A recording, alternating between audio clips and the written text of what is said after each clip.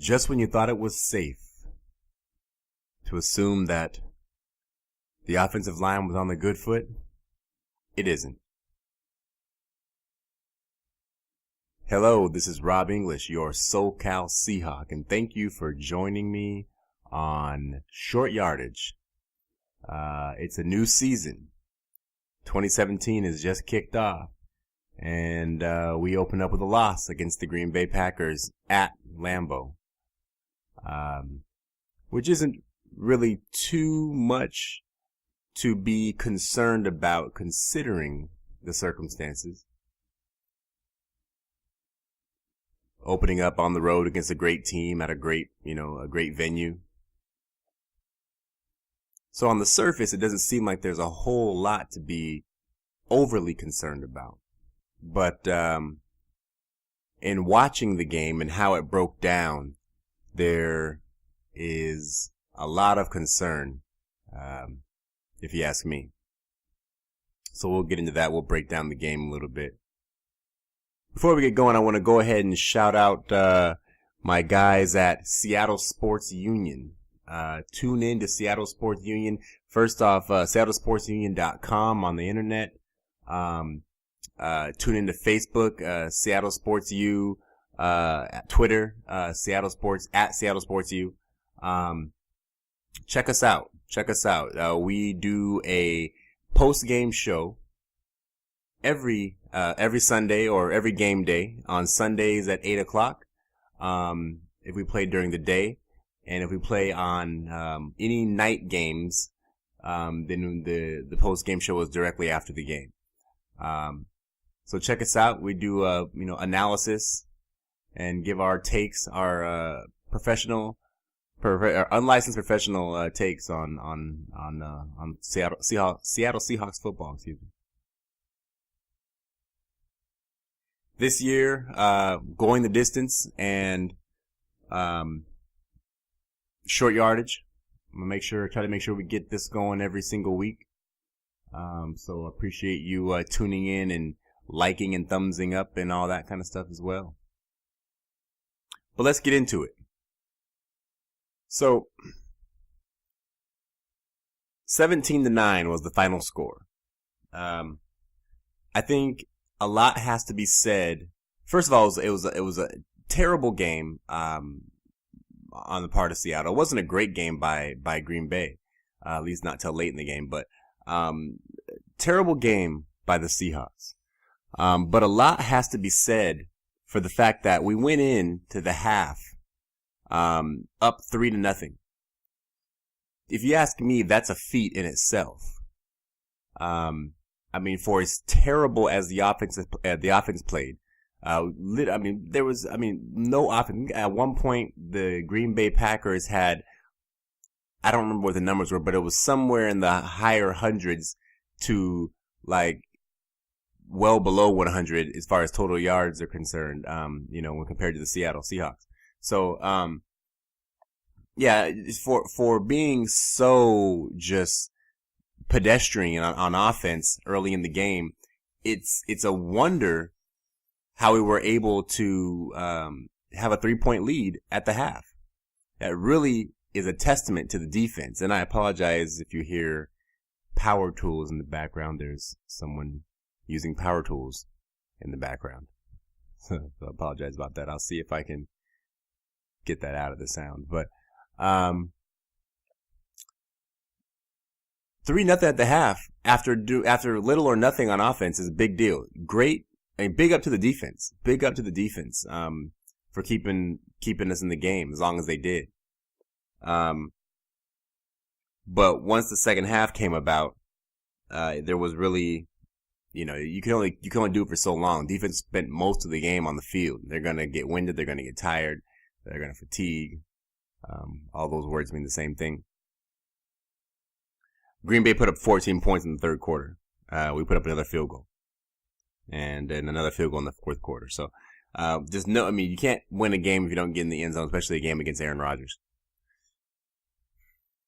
Now, again, the offensive line The offensive line was terrible. The offensive line is terrible. The offensive line has been terrible for a number of years now. Now, people try to deflect away from the offensive line and try to, say the offensive line isn't the problem. It's Darrell Bevell's play calling, and I'll get back to him. It's Darrell Bevell's play calling. It's Russell not getting rid of the ball. We're not this. It's not that. The offensive line is horrible. Now, granted, this is nothing new. The offensive line hasn't been good. We've had offensive line troubles for a long time. But the offensive line was just bad. Just bad. Russell had very little time. Mike Daniels just put a clinic on Socal and, our other lineman. The name is escaping me. Glowinski, excuse me. Glowinski and Socal just got worked by Mike Daniels. And when it wasn't Mike Daniels, it was somebody else coming off the edge. We've got to figure out something for the offensive line, or we've got to get Russell moving around back there.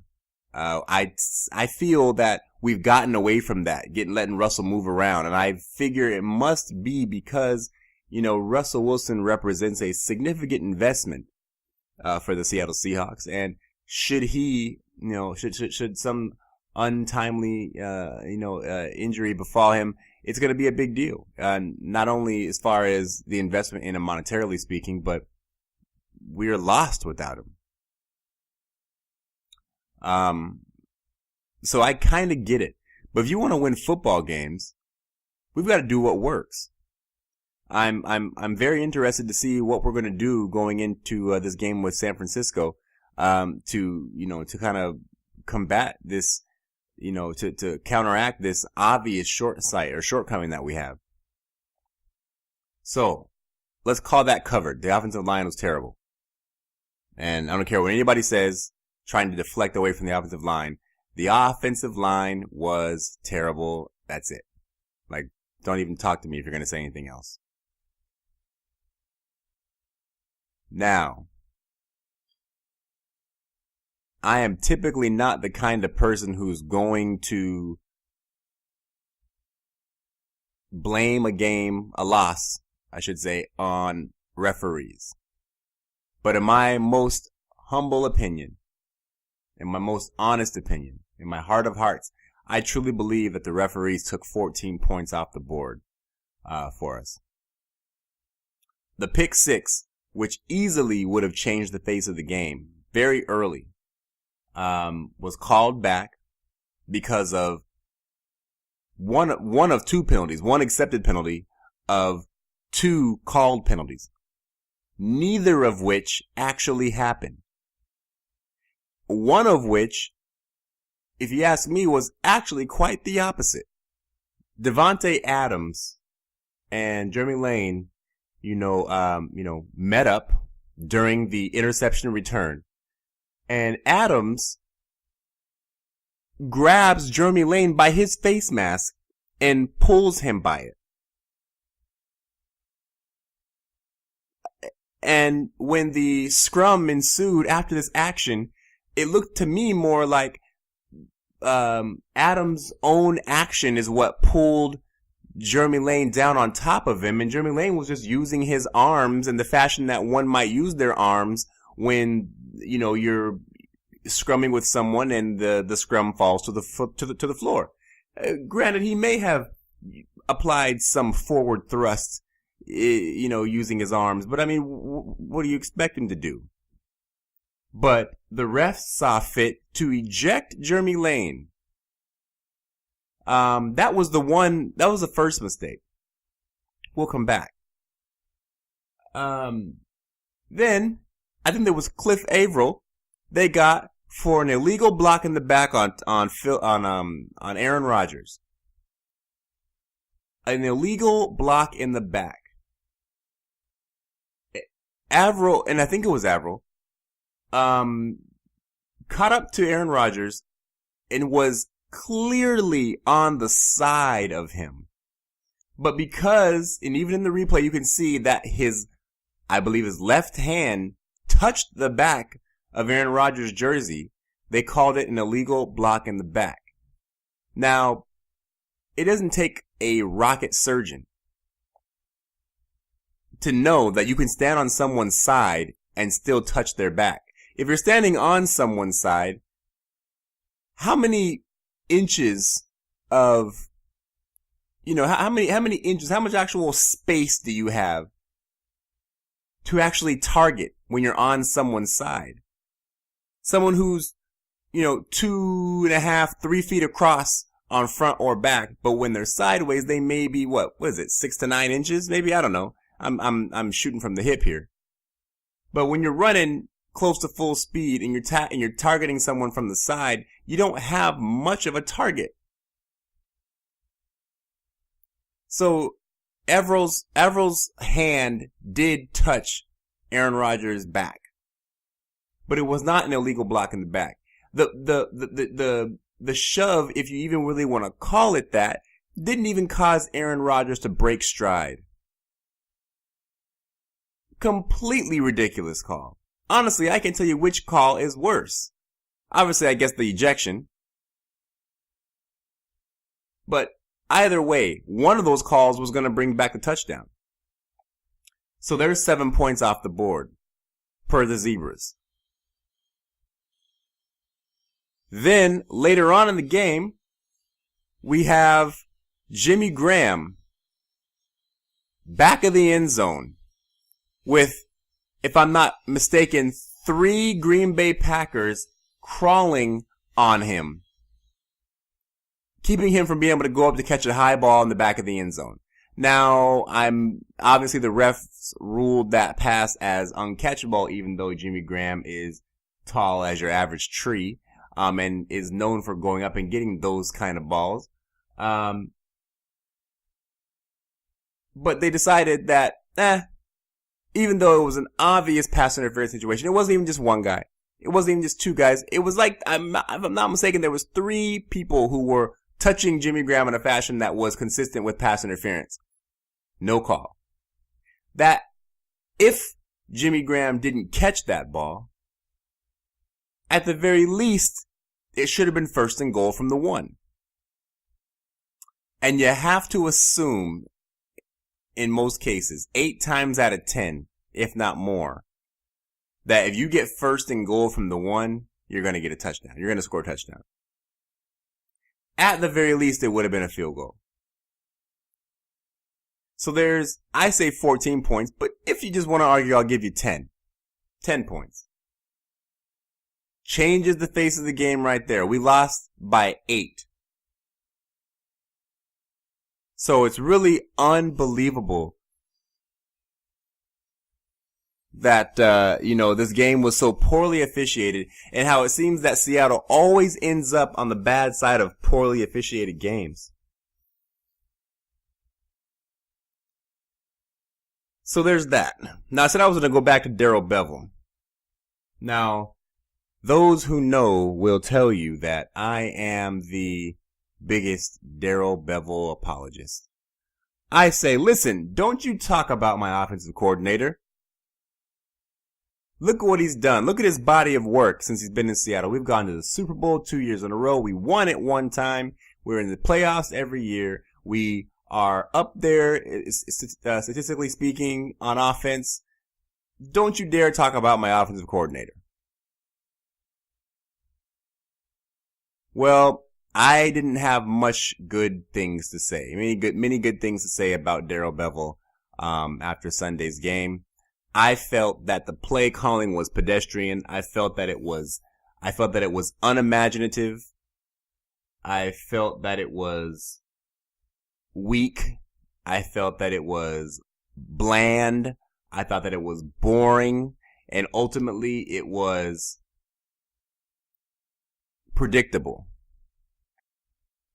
And it seemed that it was predictable because every single time we ran the football up the middle, it got stuffed.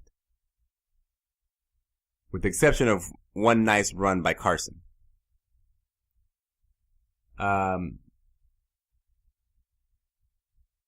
how many times can someone call on first down on the first play of your series, 1st and 10, run the ball, get stuffed. 2nd down, run the ball, get stuffed. 3rd down, throw the ball either incomplete or too short of the line to gain, punt the ball away. Whether it was the first snap of the series, or maybe if we even managed to get a first down. But how many times can one do the same thing over and over again before you realize it's not working? I get the feeling that Darrell Bevell just kind of felt like, hey, if we just keep on running the ball, sooner or later something's going to break. Sooner or later something's going to break. Sooner or later something's going to break. But nothing ever broke. Furthermore, when we broke away from that trend, all of a sudden, the ball moved down the field. So, I don't know. Maybe I just tend to oversimplify things, but it seems that Darrell Bevell would do something that didn't work and refuse to stop doing it. And then when he went to something that did work, he did it only long enough to see that it worked and then went back to doing the thing that didn't work again. And I guess in football, it sort of makes sense. I mean, you want to do what they think you're not going to do.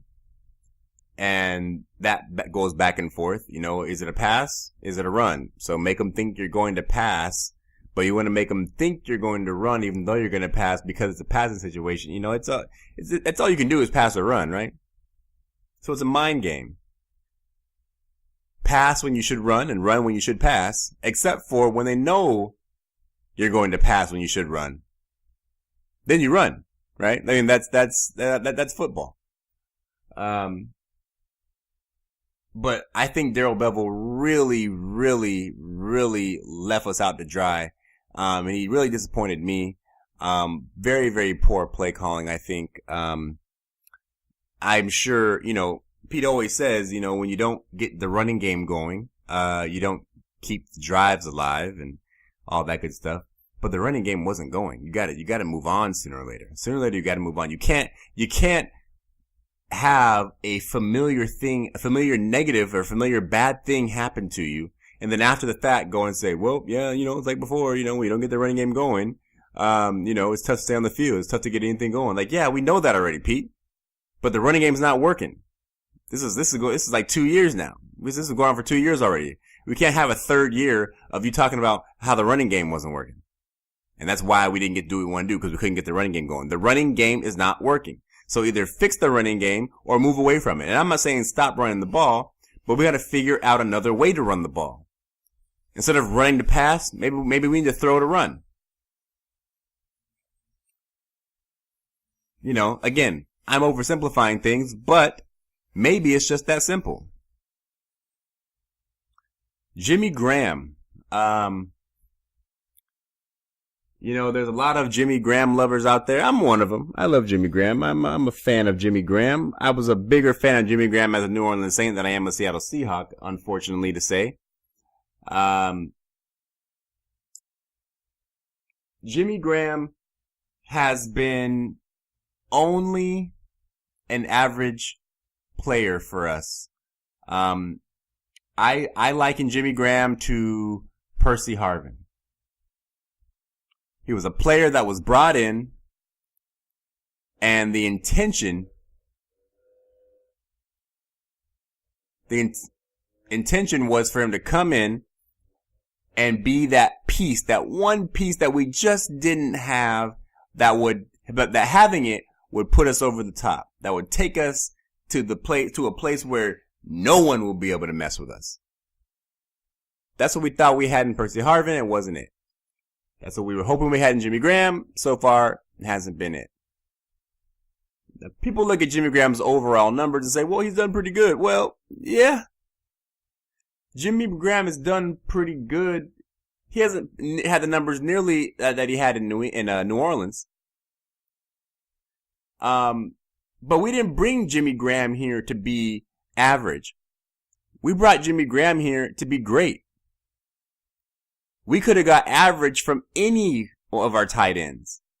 I honestly believe that we could have gotten the same production out of Luke Wilson that we've gotten out of Jimmy Graham. Line up a 2 tight end set with Luke Wilson and Nick Vanette and go play football. Honestly, I believe we're gonna get relatively same output from the tight end position. And then on Sunday, Jimmy Graham dropped a couple balls, one of them being this out route. If you're watching the game, it would have been down at the bottom of your screen. The ball hit him directly in his hands and he just dropped it. I believe it was a first down. It would have been a first down catch. I don't know. Sometimes it just seems like either his head isn't in the game or maybe the desire just isn't there. We all know about the problems with his blocking before. Jimmy Graham just seems like he's not the guy that we picked him up to be, that we traded away our great center Max Unger for. So it's unfortunate. I really, really hope that Russell can find some continuity with Jimmy Graham and he can turn into, I want him to have a banner season this year. I hope he has a banner year. We need it. They still like to line him up, at a tight end spot. Maybe split him out wide like they used to do in New Orleans. I don't know. They gotta do something different. Jimmy Graham, so far for me, Jimmy Graham is underwhelming and anticlimactic and, leaving more to be desired. I tweeted on Sunday and I didn't necessarily really mean it, but I said, my tweet was, I'm not saying the Jimmy Graham experiment has failed, but the Jimmy Graham experiment has failed. One highlight that I did appreciate was the play of one Shaq Griffin, who was thrusted into the starting outside position at corner because of the ridiculous ejection of Jeremy Lane. Shaq Griffin played his tail off. Rodgers threw a couple of passes, back shoulder passes that sometimes some of the best corners out there can't defend. And it was 2 or 3 occasions that Shaq was able to get his head around and poke that ball out on those back shoulder passes. He thought he was going to, Aaron Rodgers thought he was going to attack Shaq Griffin. He saw, I think, rather quickly that he wasn't going to be able to do it.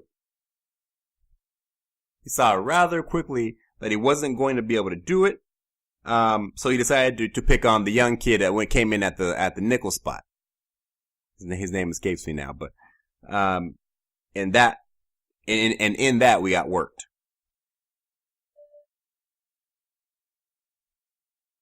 So, Shaq Griffin has shown that if nothing else, he can play some football. We don't have to worry now that if, somebody gets hurt, that we're not going to have somebody outside. Now the problem is then what do we do inside? Now imagine if Jeremy Lane, now just take that into consideration for a moment. Shaq Griffin went out there and played great football at the corner position. So Aaron Rodgers ate up the nickel slot. Now, if Jeremy Lane had not been wrongfully ejected, I'm going to keep on harping on that.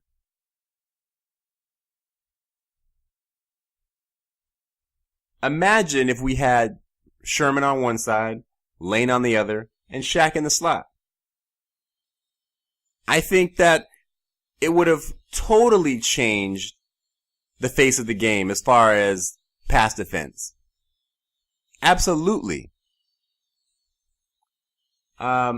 We were cut off at the legs from the very beginning of the game.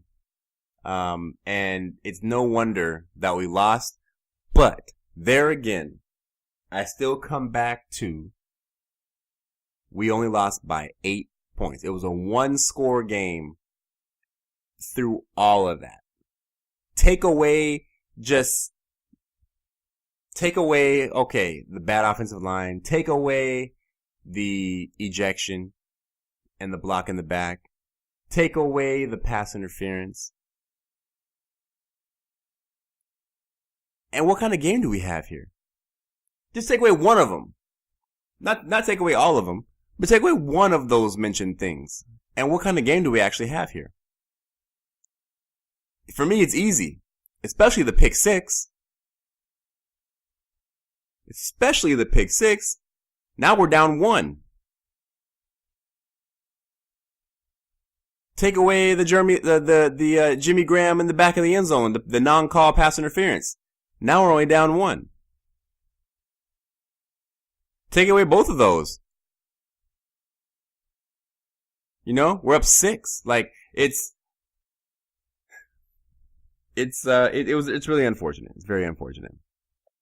Now we're going to play the 49ers. The 49ers got their tails handed to them by the Carolina Panthers. Not unexpected. But for me, I look at this now as, all right, do we have something to be concerned about? Well, we're going to find out on Sunday when we play the woeful 49ers. Because if we go in against this 49er team and we have trouble, then, and we're at home, okay, now we've got issues. It'd be different if we're playing the Rams. You know, we play the Rams tough, always. But the 49ers should give us no issues. This game should be one, and I'm not saying we have to blow them out by 30 points, but the game should be obviously won. Okay, it should be an obvious win. It shouldn't be any question. It shouldn't be down to the wire. It shouldn't be, I shouldn't have to bite all my fingernails off during this game. I don't want to have heartburn, midway through the third quarter. This will be a test. This will really show us where we're at. 2 weeks into the season, we've played very poorly against a good team. And if we play great against a bad team, at least we know we're okay. But if we play poorly against a bad team, then we're just a poor team. If we play poorly against a bad team, you might just be a bad team. We played poorly against a good team and only lost by 8. So, there's reason for hope there.